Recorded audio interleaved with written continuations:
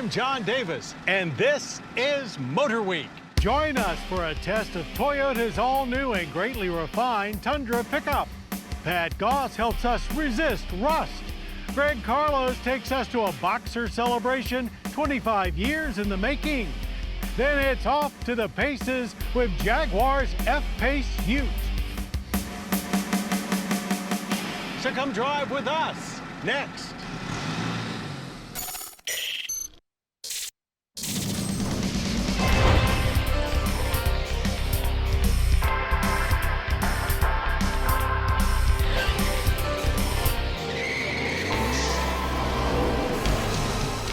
Motor Week, television's original automotive magazine, brought to you by...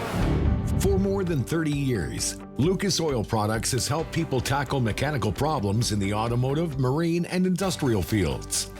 From our original 4-core products, heavy-duty oil stabilizer, power steering stop leak, transmission fix, and fuel treatment, Lucas Oil has developed over 400 custom products to help both professionals and do-it-yourselfers. To learn more, visit lucasoil.com. Lucas Oil. Keep that engine alive.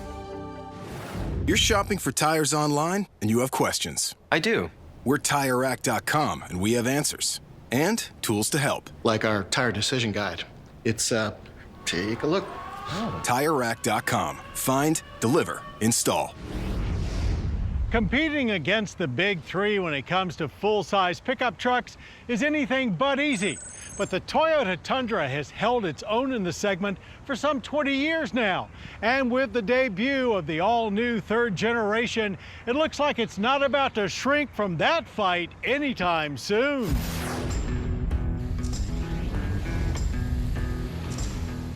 The Toyota Tundra long ago proved its standing as a worthy member of the full-size pickup truck class.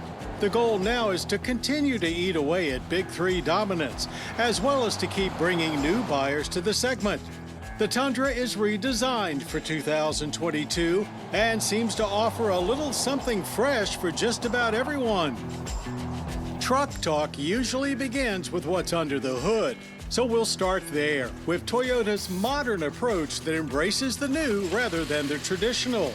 So no V8, but there is an all-new standard 3.5-liter twin-turbo V6 that outputs 389 horsepower and 479 pound-feet of torque.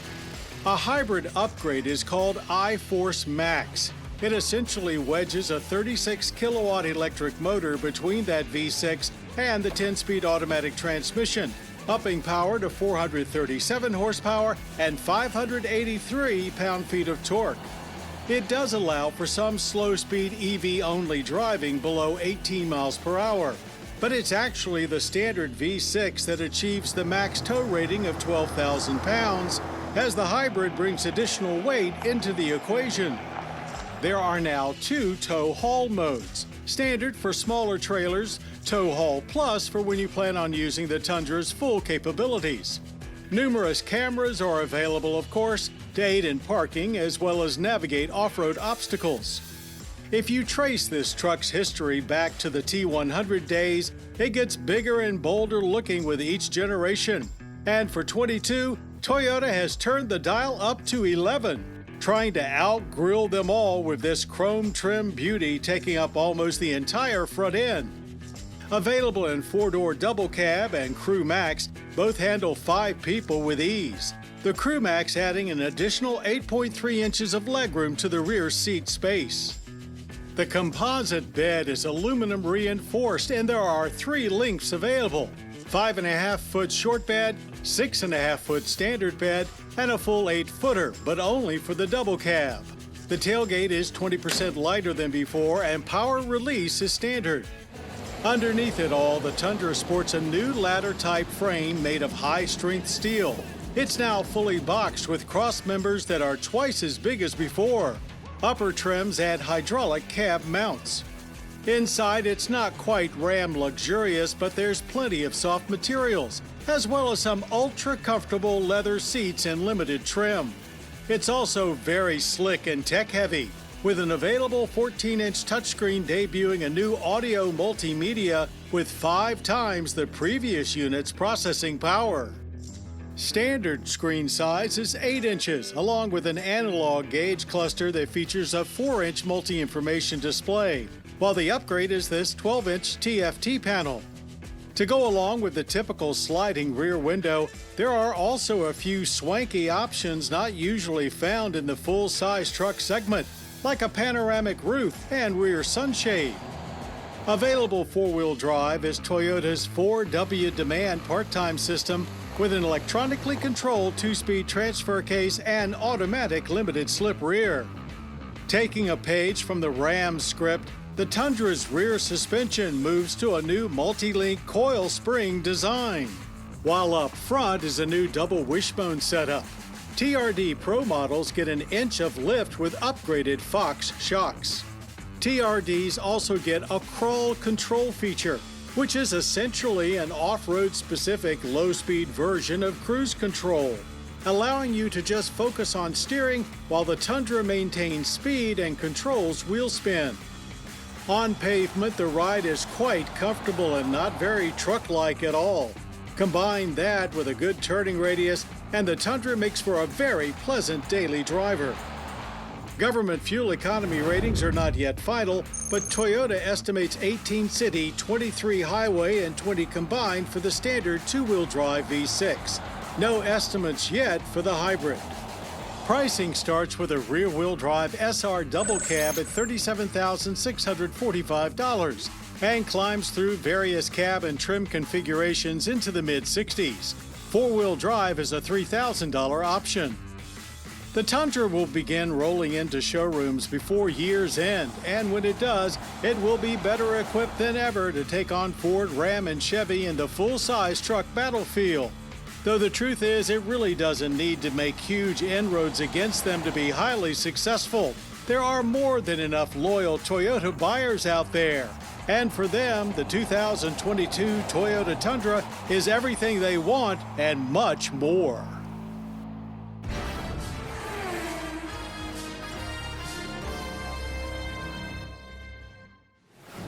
In over 4 decades of testing cars, we've seen plenty of models come and go, and even some back again.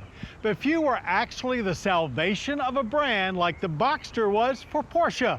And this week, our Greg Carlos is behind the wheel of this iconic roadster and the new special edition that celebrates 25 years of Boxster.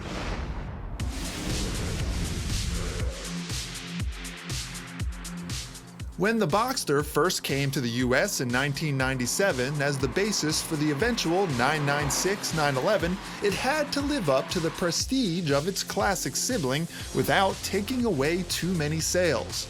A tall order, even for a Porsche. But there's never been a Porsche quite like this one. Combining today's technology with a heavy dose of tradition, the Boxster has grabbed the public's attention like no Porsche before it. Now, 25 years later, I'm given the keys to the car that saved Porsche and the modern model made in its honor. Known internally as the 986, the original Boxster was not Porsche's first mid-engine car, and its designer, Grant Larson, used that to his advantage. The 550, of course, is one of the most famous mid-engine sports cars that Porsche has done, and its successor, also the 718. One of my favorite details is something that I wanted to do back then with the show car. Very typical Porsche, but something that nobody else thought of, and that was a central exhaust pipe. It's something different, has a historical reference, and it just looked cool. When it came to market as a water-cooled mid-engine roadster, the 986 Boxster was no ordinary Porsche. And as the very first to set tires in the United States, this is no ordinary Boxster. Originally owned by comedian and Porsche-phile Jerry Seinfeld, this car sports the standard powertrain setup, a 201 horsepower, 2.5-liter, 6-cylinder Boxster engine with 5-speed manual. That is one magic setup. I know it's not an apples-to-apples comparison. I have to draw some comparisons to an NA Miata, which I have owned. You know, they're two different leagues of cars, but the same idea is still there. You know, you hear everything with the top down, you smell everything, you can feel everything, and you're so low to the ground. And that's where Porsche was coming from with this car. There's no doubt this first-gen Boxster provides the kinds of sounds and sensations that withstand the test of time. But when it comes to speed, a lot has changed in 25 years. This 2021 718 Boxster 25 years also uses a naturally aspirated flat-six engine. It's the 4-liter from the 718 Boxster GTS 4.0 and nearly doubles the first-gen's output with 394 horsepower. Visually, it pays homage to the original concept car with GT silver metallic paint, Bordeaux red interior, and two-tone 5-spoke wheels. When it comes to classic cars, I feel like there's this pressure to always like the original more than anything that came after it. But I'll be honest, I like this 25th anniversary Boxster better. I don't really buy into the argument that just because it's newer and more technologically advanced that it's less of a soulful car. So, as it turns out, the Boxster was up to that tall order it was tasked with at the beginning, firmly cementing its place in Porsche history right next to the 911. A lot of models have come and gone, but I think the Boxster that is here to stay was a really good feeling for me. I couldn't imagine sitting here saying this 25 years ago. We all know a car's worst enemy, rust. It happens sooner or later, but Pat Goss has tips on how to make sure it's much later. Old Blue here is a 21-year-old van that has served well, but just like any older vehicle, and sometimes some newer ones as well, rust happens. Now, the thing that goes on as vehicles age, everybody likes to think that rust comes from the outside and it works its way to the inside of the vehicle. That's not the way it works. You see, rust forms when we get areas like what we see here. This has this groove in it that has filled up with dirt over the years, and it's only a matter of time until that dirt absorbs enough moisture to cause this piece of metal to rust out. Now, here we have a collection that came from the rocker panels in this. You look at this little teeny hole on the outside and you start poking around, and all of a sudden you find that behind that you've got a ton of rust. So rust is inevitable given time. But what can you do to help prevent it? Well, you have to find the areas in your car where there are pieces of metal or channels where dirt can settle between the two pieces of metal or in that channel. And you have to try to keep that clean. If you look at the bottom of this door that we have cut apart here, you can see that there are areas in there where dirt can fit in there. It'll collect over the years and it will gradually eat away from the inside out. So cleanliness and keeping the underneath of the vehicle and all of these pinch welds and things like that free of dirt will make the vehicle last a lot longer, and you won't have to fight the ravages of rust. And if you have a question or comment, drop me a line right here at Motor Week.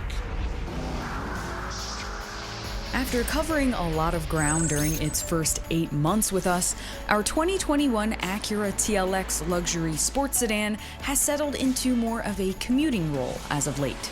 And that means sitting in traffic, during which time we've noticed how unique and stylish the TLX's hood lines are from the driver's seat, and appreciated the classy layout of the interior. Materials are holding up well, the layered gauge panel still hits us as very high-end, and the ambient lighting does a great job of accenting the interior without being a distraction. The TLX is a really great daily driver, and sitting in the driver's seat you get a fantastic mix of comfort, luxury, and sportiness. There's also plenty of power under the hood for all of our daily commuting. Plus, you can still get up and go if you need to. There's a reason why you don't see it at the Motor Week lot very often. 9 months into our TLX joyride, we're averaging 25 miles per gallon. The 272 horsepower 2-liter turbo engine exhibits a little more vibration at idle compared to what we're used to from Acura, but it continues to deliver plentiful power under throttle.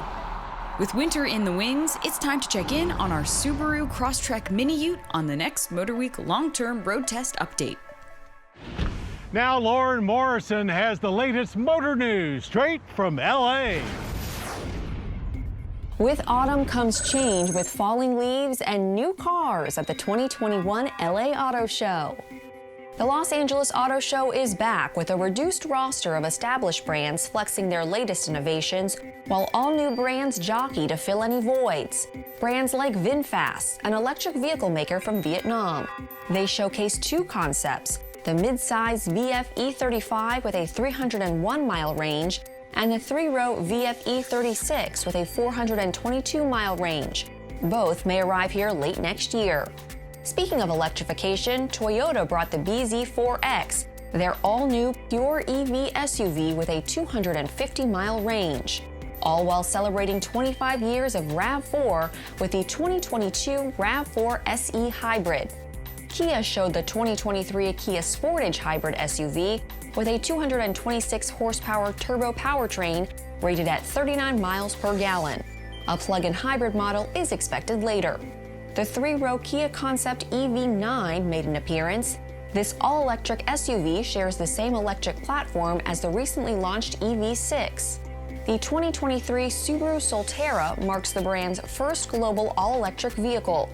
Range is about 220 miles with an all-wheel drive system capable of off-road adventures.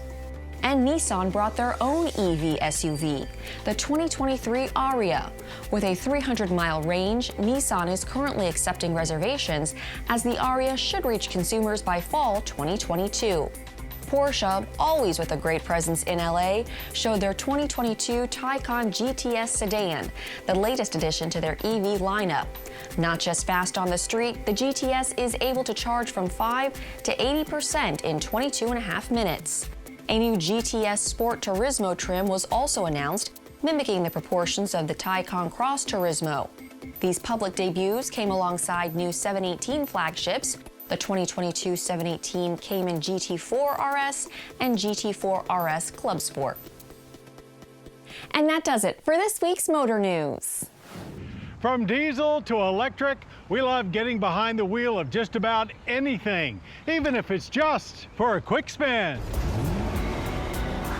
Startup Lucid Motors has begun sales of their all-electric Air luxury sedan, and it is hot. Not only does it break through the 1,000 horsepower and torque levels, but it has the longest EPA EV driving range yet, 520 miles. Next year, a base single-motor Air Pure arrives for $77,400 before tax incentives, more than competitive with the Tesla Model S. Lucid's twin-motor all-wheel drive launch model, the Air Dream Edition, starts at well over twice that. Actually, the Air Dream and its 118 kilowatt-hour battery pack comes in two tunes: performance with a mind-bending 1,111 horsepower and a 471-mile range, and the aptly named Range with only 933 horsepower and the peak 520-mile range. Lucid is also in the process of opening showrooms, mostly in upscale shopping malls, with their latest Lucid studio in the Tysons Corner Center, where we met up with the Air. I had a chance to drive Lucid's top model, the Air Dream Edition Performance, for about 45 minutes around the Virginia suburbs of Washington, D.C., and several things popped out at me. Starting with power. Despite over 1,100 horsepower, it is easy to control the throttle in traffic. But if you need to scoot, boy can it. 0 to 60 in 2.4 seconds. It has real style and personality too. The handsome four-door coupe has a real face, complete with wraparound trim, thin headlights, and even grille work. And it drives like a European-inspired luxury sedan should. You feel very connected to the car and the road with good feedback through the steering wheel, pedals, and seats. It's very agile for a 5,000-pound plus car, too. It's clearly not just another piece of rolling technology. And there is a real luxury car interior too. Think Scandinavian more than German. Materials look rich with an eye to sustainability. Touchscreens, yes, but also plenty of real switches for basic controls. The rear seat has great legroom, but you do have to duck to get in. Lots of storage space in the front frunk and rear trunk too. We hope all of this makes it to their upcoming EV SUV. But for now, the Lucid Air sedan is an impressive first effort. And we'll have more on an upcoming edition of Motor Week. Jaguar's F-Pace arrived for 2017 as the brand's first SUV. It really impressed us both with its fantastic style and well above average driving dynamics. But it wasn't perfect, and Jag has been refining it ever since. So time to check back with the latest F-Pace to see what's changed for the better.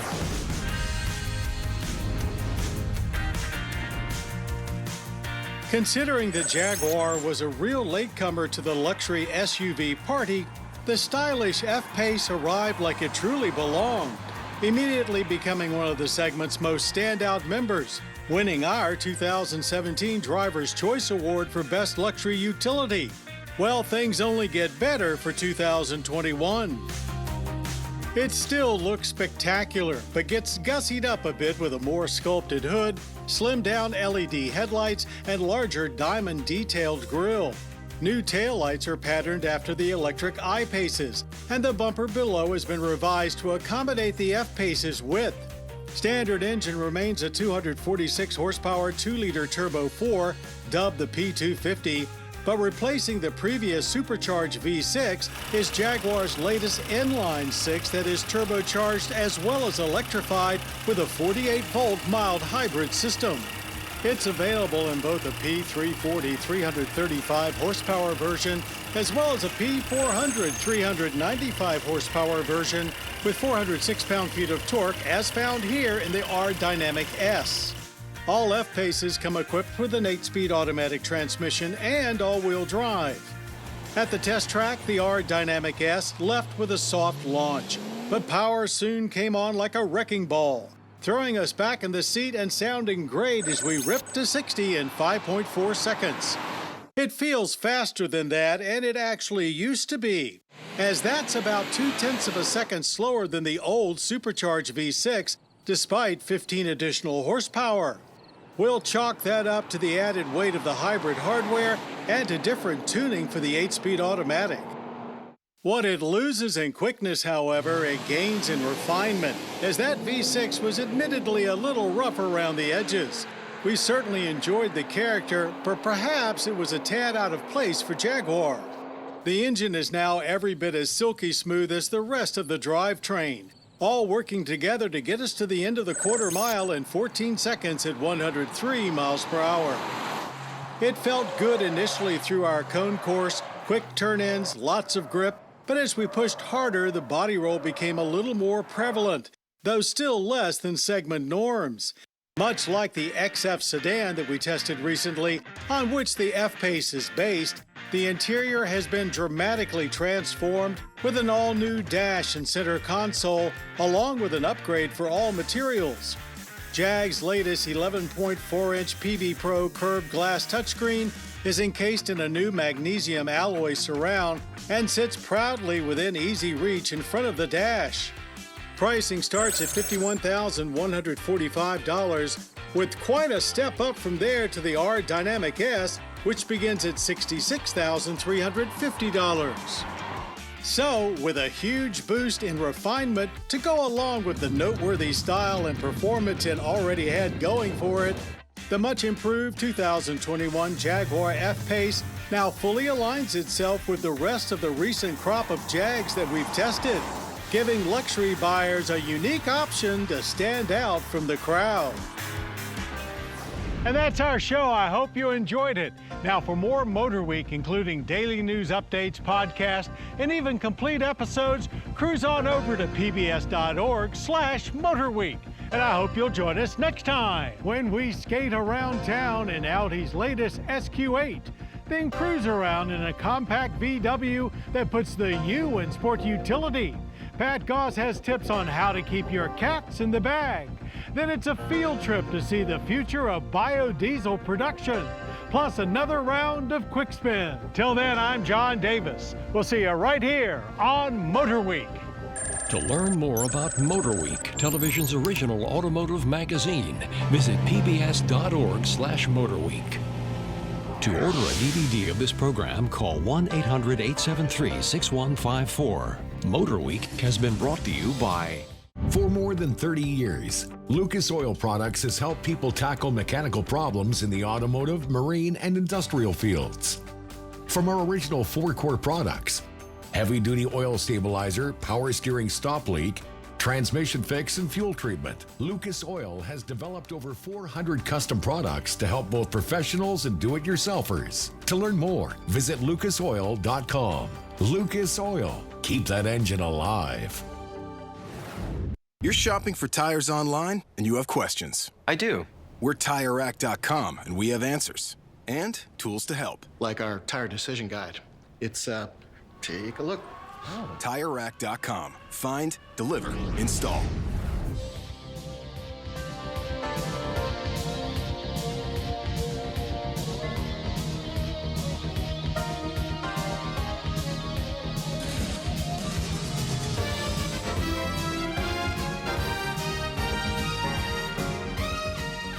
This program was produced by Maryland Public Television, which is solely responsible for its content.